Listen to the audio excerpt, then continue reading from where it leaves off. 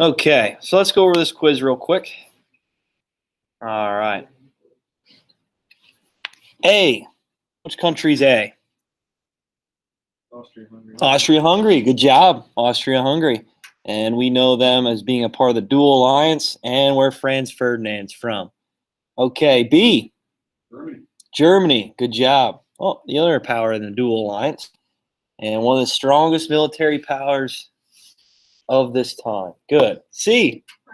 France. Good job. Franco-Prussian War. Remember we talked about that, 1870. And then now we're looking at, with World War I, the Schlieffen Plan. Now we're looking to attack them. Good. D. Great Britain. Great Britain. Good job. Great Britain. So they're allied with France and Russia. Good. E.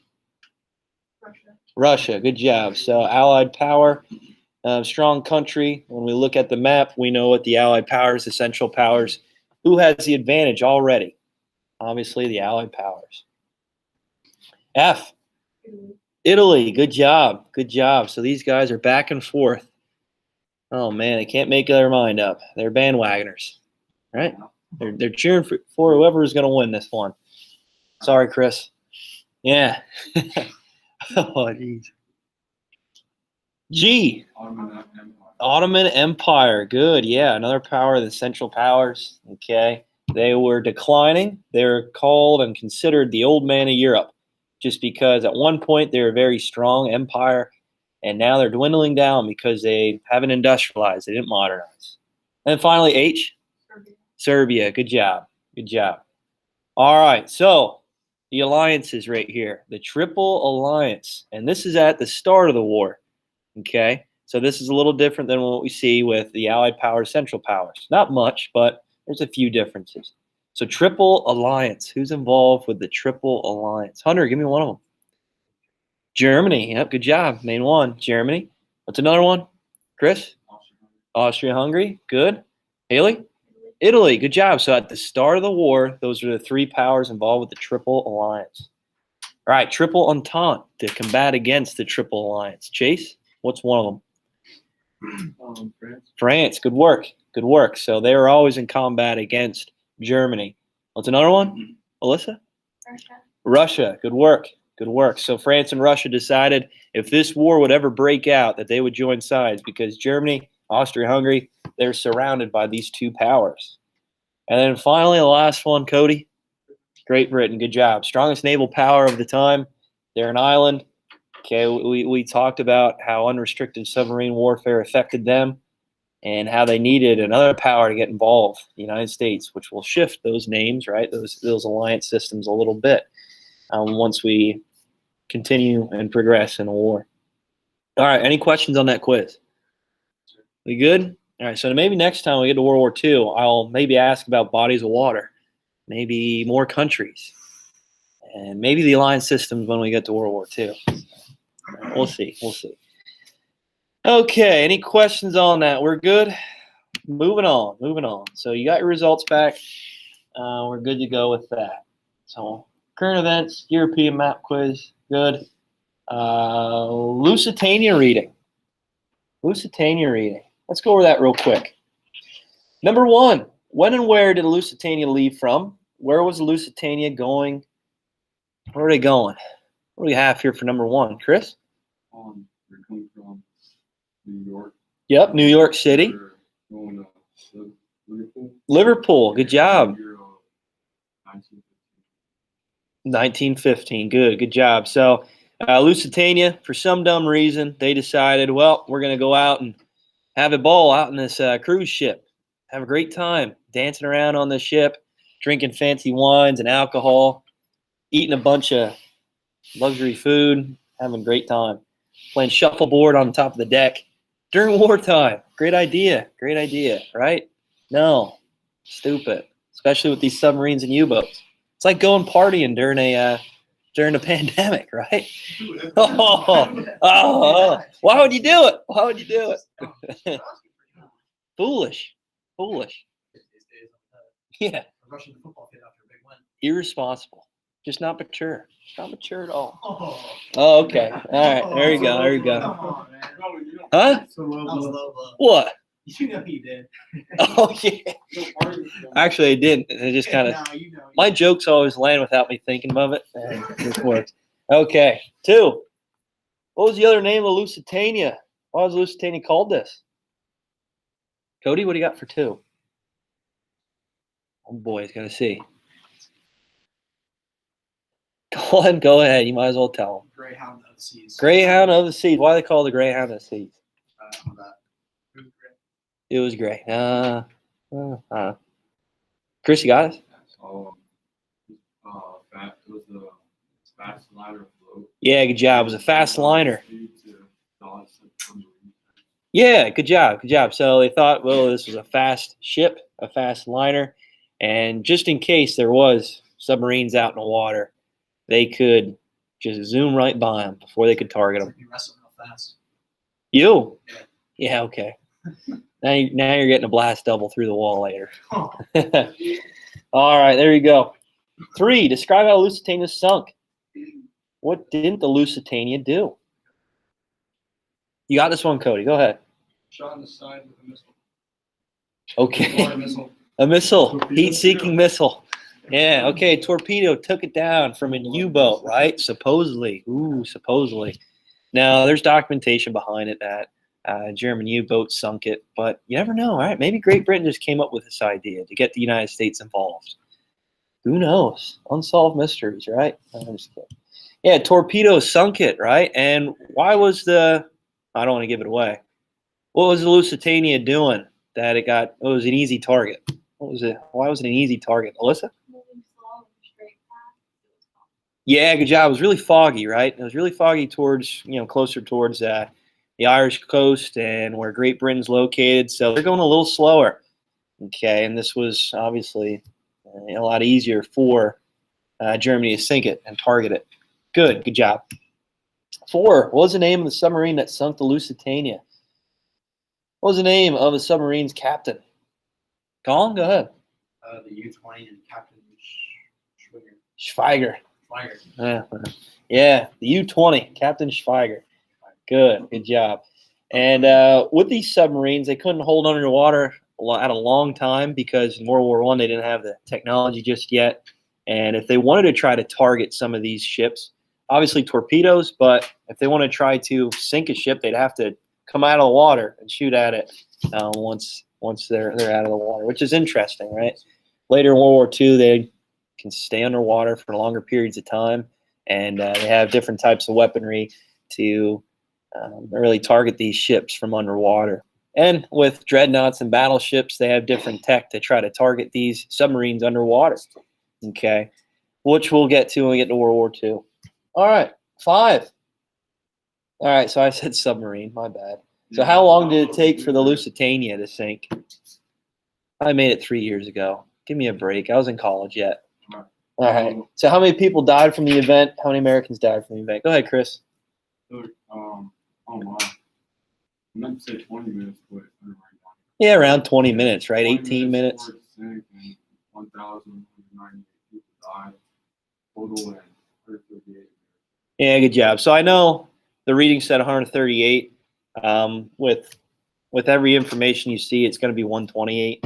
I mean, as long as you're around that, that's fine. If I have it on a quiz, I'll have 128. Okay, so don't worry about that. But yeah, around 1,200 people died from this event. Okay, 138 of them being American citizens. And this was alarming to many U.S. citizens because, hey, what are we going to do? Are we going to stay neutral? Are we going to get involved? And this caused a lot of hostility in America because many Americans thought the U.S. should try to get involved in this war because many American citizens died from this event. And they're really upset with President Wilson's decision to try to stay neutral, especially Teddy Roosevelt, right? We talked about Teddy Roosevelt, how significant he was as a president. How old was he? Huh? How old was he? How old was he? Probably around 50, 55, sort of, right around there. Because he was the youngest president. I mean, he wasn't too old, but right around 50 or so. What? Nobody survived this thing. It was too far away. I don't know. That's a good question. I don't know if anybody survived. It's really hard to believe that they did, but maybe. And then you heard some of the The reactions from the video washing ashore, some of the bodies washing ashore. I think that's terrible, right? Terrible sight. If you're on an island, you're watching this. Oh my gosh, crazy. All right, 6. Why was there controversy around the second explosion on the Lusitania? What do you have for this one? Haley, what do you got for 6? Yeah. The German submarines needed them to protect the explosion that Yeah, good job. So the first torpedo shot, right? He's like, oh, direct hit. And then there was a second explosion. He's kind of looking around. Is that us? Nah.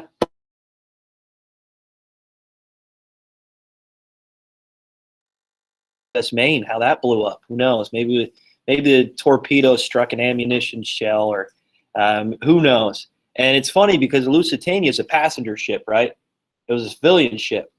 But if there was a second explosion and there's possible ammunition down in the bottom of the boat, maybe the United States was trying to pull a fast one on Germany, just trying to say, hey, this is a civilian ship. Don't worry about it. Don't check our ship because there might be armaments. There might be supplies hidden underneath, right? No one knows. No one knows. So do you really blame Germany for targeting these passenger ships then? Because they could be hiding supplies and war armaments. Okay. All right. Is there any questions on that? You good? All right. Good stuff. Good stuff. Moving on. Bell ringer. Real quick. Bell ringer. I'm going to come around and check these. For those of you at home, make sure you submit them by midnight tonight. If not, no credit. Okay, here you go. So we should have 4 of these. I'm going to put these grades in right after we go over them. We had one yesterday. No. Yeah, that's why we have 4.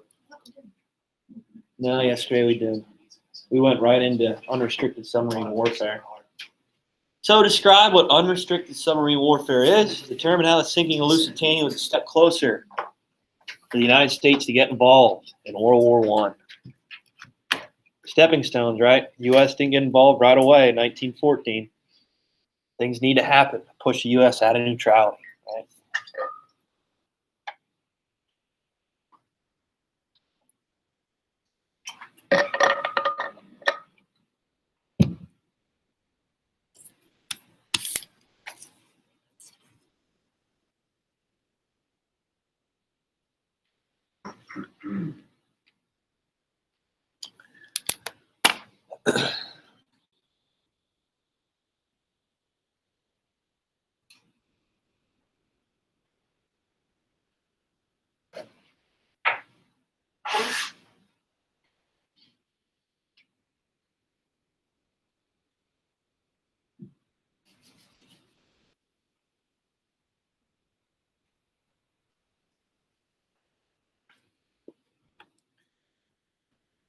Yeah, that's rough then what we're doing. If we can run, or we're running halls, or if we're lifting, splitting up the room.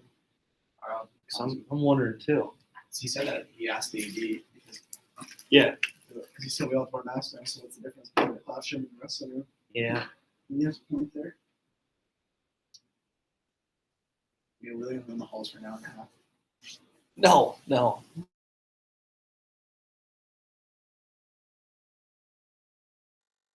And one up.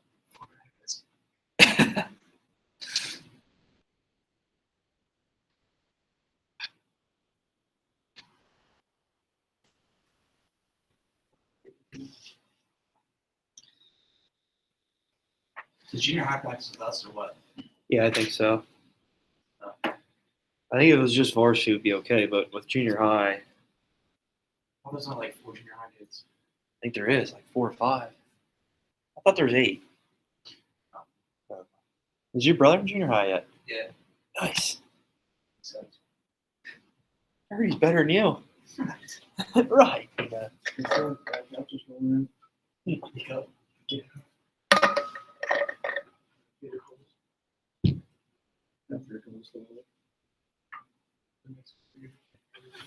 All right, one more minute here. One more minute.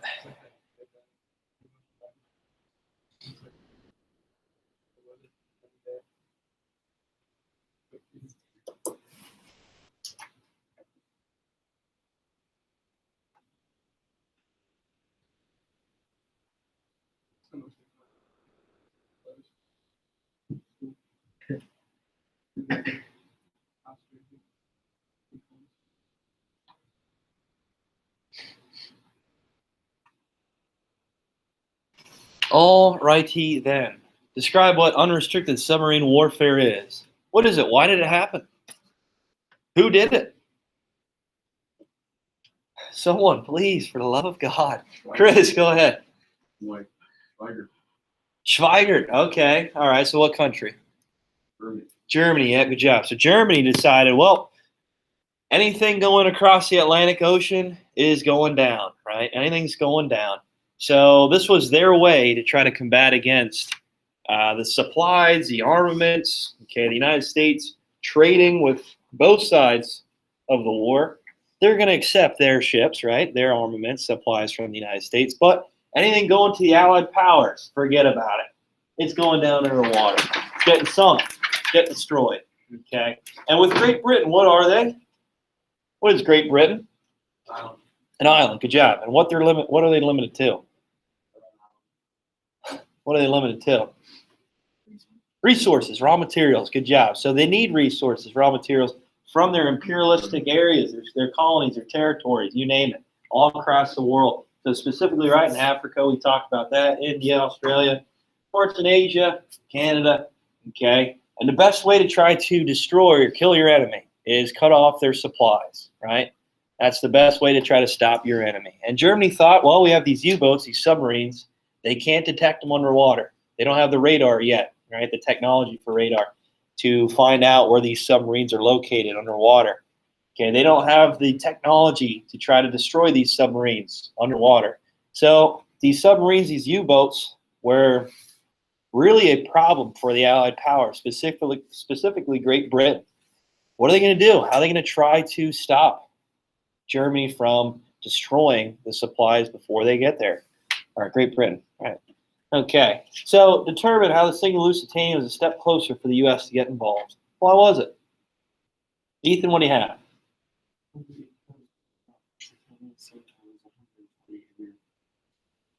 Yeah, good job, right? So when you see the headlines in the yellow press, right, if you see the magazines, newspapers, you name it, 128 American citizens dead, all over the newspapers, pictures of the destruction of the Lusitania. And we're hearing all this news from who? Great Britain, right? A little fishy there, but we'll see. We'll talk about it a little bit more with Zimmerman now, how that's a little fishy. But yeah, 128 Americans dead, and this was a step closer for the U.S. to get involved. The United States joined the war right after the sinking of Lusitania in 1915. They joined right when that happened? No, not at all. Okay, they just stepped back. They realized what happened, that they knew that this war is affecting them some way, somehow. Okay, no longer are they isolated from this war. Okay, American citizens died from it, so it means that they're getting closer and closer and are affected by it. But President Wilson said, we're going to stay neutral yet. We're not going to get involved. And again, like I mentioned before, this angered a lot of U.S. citizens specifically, right? Teddy Roosevelt, who was a former president, saying that we need to get involved, that we need to try to do something to avenge the losses of this Lusitania, okay, of the sinking Lusitania. All right, we good with that?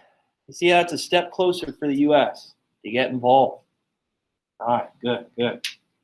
So with these submarines, again, when you're traveling across the Atlantic Ocean, many people think that this was the most terrifying battlegrounds of war in World War I and World War II. Why is that? Why do they say the open water? Why do they say that is the worst type of battlefield in war?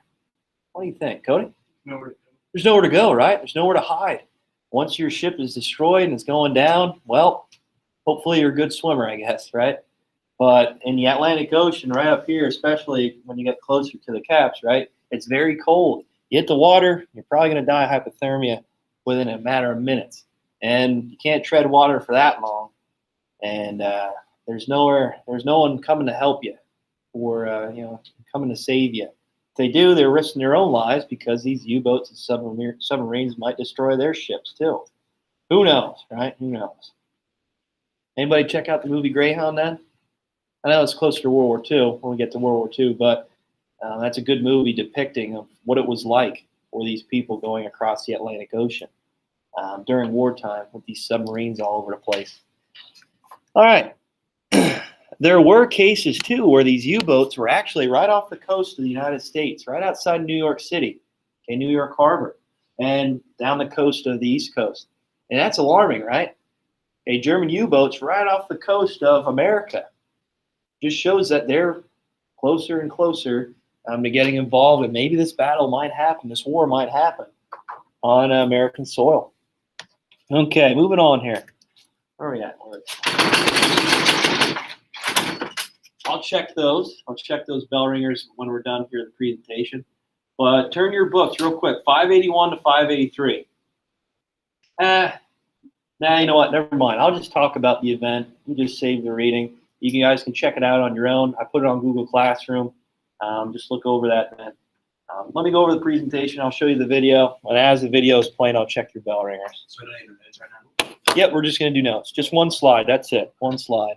I was going to have you read, but you guys can check it out on your own. Just make sure that we have enough time here. All right, so what year did the Lusitania sink? 15. What is it? 1950. Yeah, 1915. Good job. Good job. And we talked about the Sussex, right? So a year later, 1916, the Sussex was attacked, which was a French passenger ship. And Germany was trying to tell the rest of the world, hey, we're going to stop this unrestricted submarine warfare. Our ways of warfare is going to end. All right, we're just not going to target every ship that comes across the Atlantic Ocean. But do you really blame them for destroying these ships? No, it's war. You got to do what you can to try to gain an advantage. And with that, Germany had to try to stop these resources, these supplies coming to Great Britain and France. Right? They're just doing what they could to cut the supply lines off. So the Sussex and the Lusitania, just know the Lusitania, okay, was destroyed with 128 American citizens. Sussex, French passenger ship. Either way, unrestricted submarine warfare was tough, especially for these convoy supply ships going across the Atlantic. Last thing, I should have kept this down. Last thing here. This was the final step, the final push to get the United States involved. So again, who controlled communication? Great Britain. Okay, Great Britain.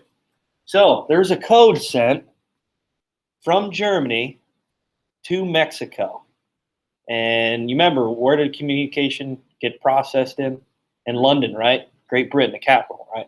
So communication had to go through Great Britain first before it was sent anywhere else in the world. So obviously, if it's coming from Germany, Great Britain's going to look at this as like, okay, who's this going to? Why is this going to this person? Okay, what's the significance of this code? So Great Britain's analyzing, trying to code break it. Obviously, it was a scrambled code, a scrambled sequence, where Great Britain had to try their best to try to crack this code, see what it was going to say. And they did. They did. And they saw that this message is going to go to Mexico. So Germany was contacting Mexico.